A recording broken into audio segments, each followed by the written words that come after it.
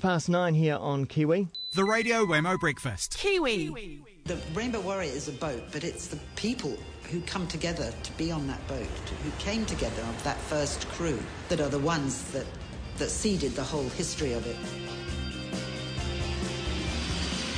Waiheke Island is like its own country. It's not a Greenpeace retirement village, weet je wel. I like that. Waiheke Island is like a Greenpeace retirement village. That is a quote from a film screening at the New Zealand International Film Festival called The Rainbow Warriors of Waiheke Island. It is made by Susanne Raes, and she joins me fresh from a long trip from overseas to come here and celebrate the release of the film here with us. Hello to you, Susanne. Good morning. Yeah, nice to see you. Now, you obviously spent a lot of time here in New Zealand, particularly on Waiheke Island, putting this one together. Yes, I was here last year for 1 month to shoot a film, and the year before I did research for 2 weeks, but I'm happy to come back once more. No, I mean, it's a film about Greenpeace, but it's very focused on a small group of people, not just New Zealanders, but a worldwide crew that came together initially to launch the Rainbow Warrior. What was it, 1978? 78. They Gosh, bought this old fishing trawler. And the year I was born. Really? Yes. So your life started with a good thing. Yeah. No, well, actually, my film, I never wanted to be a real Greenpeace film, like a corporate or a campaigning film. What I was interested in is the fact that I heard that there was this island with veterans, old activists, a Greenpeace retirement island, and that was the reason I first came here, to see if there would be a story in it. And I wanted to be a film about growing old with this activist life, and how do you look back on this life and the things you did, and how it still influences you and the things they went through. So is it really a tale of two stories, a story of these activists as they are now, but also a story of what they actually did? Yeah, it is a story about the boat, and it really covers the beginning of the boat, the naming her the Rainbow Warrior, and then the tragic end in Auckland in '85. But of course, a lot of people have been on that boat, and you could make hundreds, thousands of films about the Rainbow Warrior. But by choosing this arena of this island of Waheki, what I basically told is that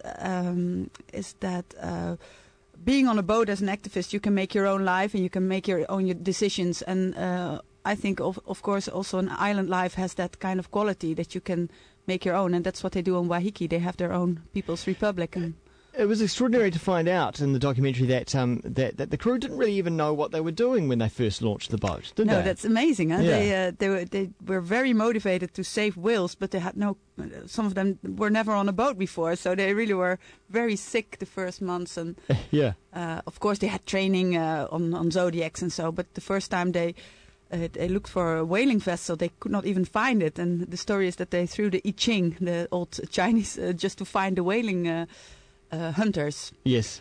And then, of course, they found them, and that was the beginning of a very successful anti-whaling campaign. And at that stage, did Greenpeace have much of a profile around the world? Yes, well, Greenpeace as a movement started early in the 70s in Canada, and then there were all kinds of groups around the world that called themselves Greenpeace. But in 78, a group of people with one David McTaggart, one Canadian, they decided to start Greenpeace as an international organization, and then they bought their own first ship, and that was the Rainbow Warrior. So 78 is the start of Greenpeace as an official organization, and the life of the Rainbow Warrior really covers the period in which Greenpeace became a big organization. Yeah. And what sort of role did the boat play in actually drawing attention to Greenpeace causes?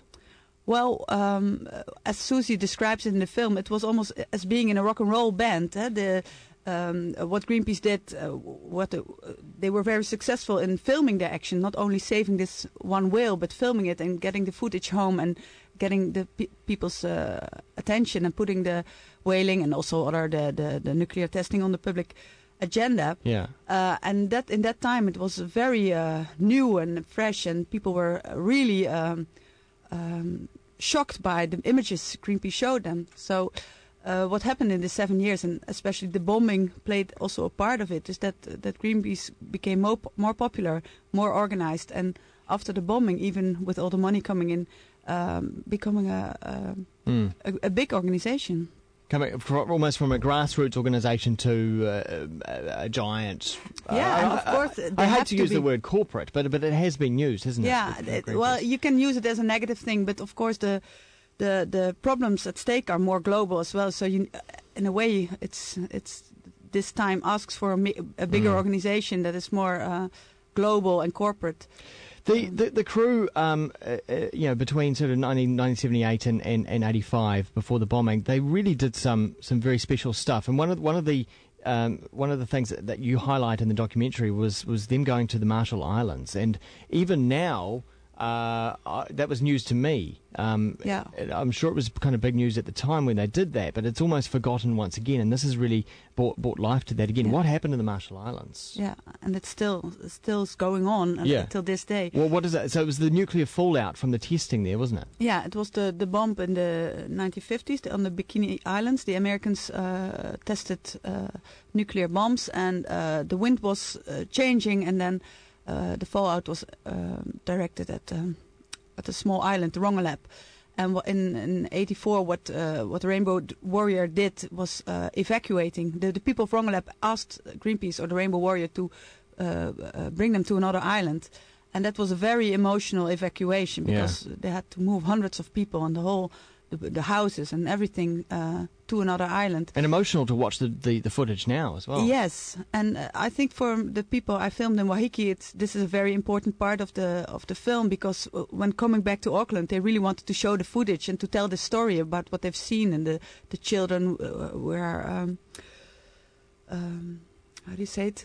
Affected by the bombing still. Yeah. The children born now in Rongelap still have there's much more cancer. There's all these things. Yeah, but the bombing put an end on this because they arrived in Auckland, and a few days later it was all about this spy story in the newspaper, and they did not have the chance to tell this story.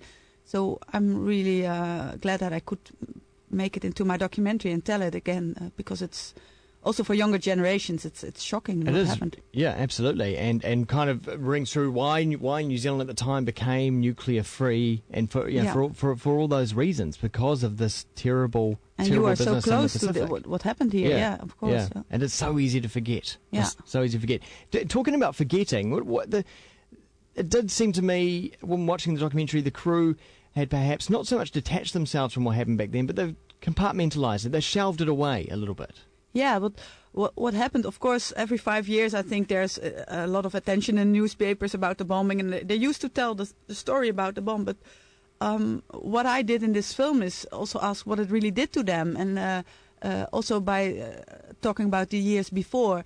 And for a lot of them, it was really emotional, and especially also the men who are they become very silent, and that's even more